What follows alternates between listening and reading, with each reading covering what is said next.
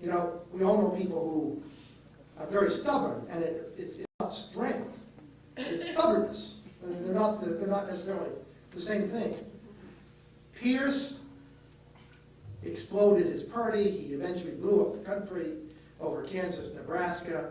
He misjudged almost every decision that came his way. He misplayed almost every choice. And he still hoped to be renominated. And the Democrats didn't give him the opportunity. So he goes home to New England and basically drinks himself to an early death. But first, being Pierce, they say, who should the Democrats nominate for president in 1860? Well, he says, well, I have the perfect candidate. Who's that? Jefferson Davis. Well, Jefferson Davis had other plans. But, you know, Jefferson Davis had been a member of the Pierce cabinet. He was the strong man in the Pierce administration. And that's another sign of weakness, is when you have people in positions of leadership who are unduly influenced by strong personalities. One of the great things about Gerald Ford is that he was so comfortable in his own skin with who he was, where he was from, what he believed, that he could surround himself with all of these hyperkinetic egos, some of them considerably larger than this room, and never feel personally threatened. That's strength of character. You want to get the best people you can, and then you want to extract the best that they have within them.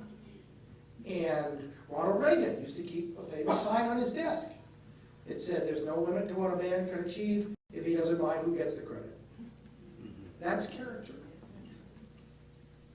Yeah? On Thursday evening's news hour, you mentioned that the big winner in the recent election was Bill Clinton. Historically. Historically. Yes. Is the country ready for another Clinton presidency? Well, that's the I didn't say politically. I mean, I actually, I'm sure you didn't see it. The question, we were sort of rehashing the election, and I said, I try to remember, you know, we're supposed to wear our historians' hats. We're not pundits. We're not political analysts. And I said, I thought historically, counterintuitive though this might be, the big winner was Bill Clinton. And Jim Lehrer said, Bill Clinton. And I said, well, yeah, stop and think about it. We always talk on this show about how presidential reputations take years to gel and how they can be reassessed in light of subsequent events.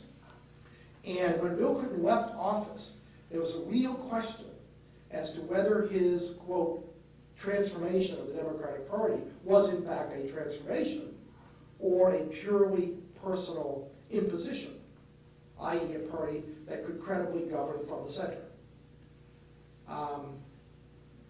What happened last week, the Democratic majority is comprised of Clinton Democrats, of moderates, and in fact, in some cases, cultural and financial conservatives, who, if they succeed, it seems to me, whether or not Hillary is nominated next time around, will go a long way toward vindicating Clinton's approach to governing. And then Clinton becomes a more historically significant figure because his influence, his impact, reaches long after he left office, much like Ronald Reagan's influence continues in many ways to affect the country.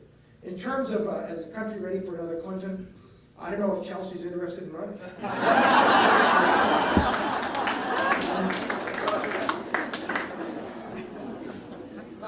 One more, anyone? Okay. Do all presidents have to lie?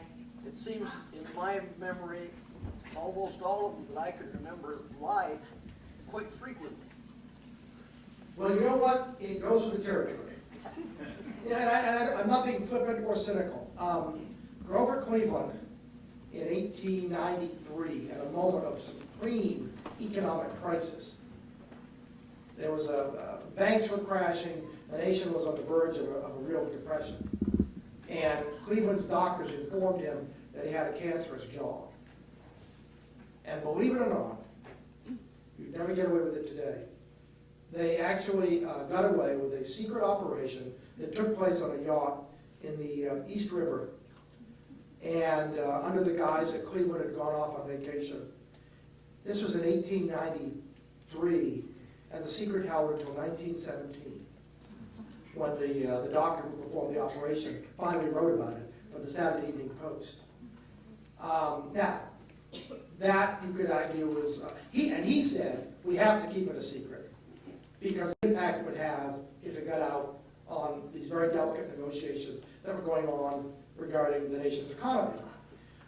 Woodrow Wilson suffered a massive stroke in October 1919. By all accounts, his historical reputation would be much stronger if he had resigned then and been a martyr to the cause of the League of Nations. The White House lied about his condition. Well, that's another kind of lie. Sometimes the job requires the president to obfuscate. When the U-2 was shot down in 1960, Dwight Eisenhower had been absolutely assured there's no way the Russians could have recovered his plane, let alone a pilot. And Ike, who was a man of sterling character, nevertheless denied that, in fact, there was an American plane. Well, guess what? Khrushchev produced the pilot. And then everyone was scurrying about it. Then Ike's nature came forth. Ike said, well, I'm the president. I have to take responsibility. And he went out. He basically, he ate crow and said he had misled the American people. Now, he refused to apologize to the Russians. And he said, look, we know that they're doing the very same thing to us that we're doing to them. And as long as I'm president of the United States, we're going to continue doing it because my first obligation is the security of the American people, and that requires surveillance of their nuclear program. I don't think telling a lie in and of itself is evidence of bad character. It can be forced. Another kind of lie, I suppose, when Jefferson betrayed his principles and bought Louisiana, there were strict constructionists who felt lied to and sold down the river, the Mississippi in this case. But you know what? History hasn't taken that view. So I guess the answer is if you can justify the lie by subsequent events, historians will maybe be more generous than their contemporaries will. Thank you so very much.